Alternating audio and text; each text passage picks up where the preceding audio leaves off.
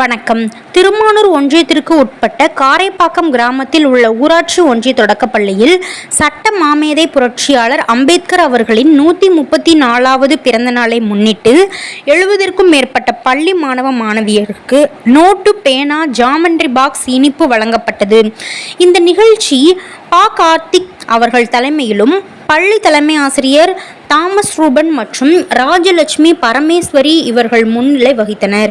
சிறப்பு அழைப்பாளராக அருண் கார்த்தி அவர்கள் கலந்து கொண்டு நோட்டு புத்தகம் வழங்கினார்.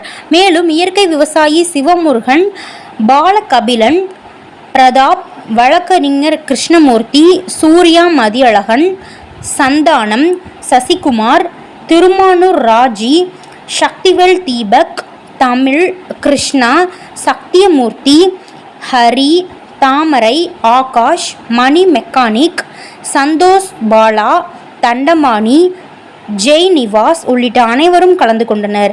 இறுதியாக சுப்பு கார்த்திக் நன்றி கூறினார்.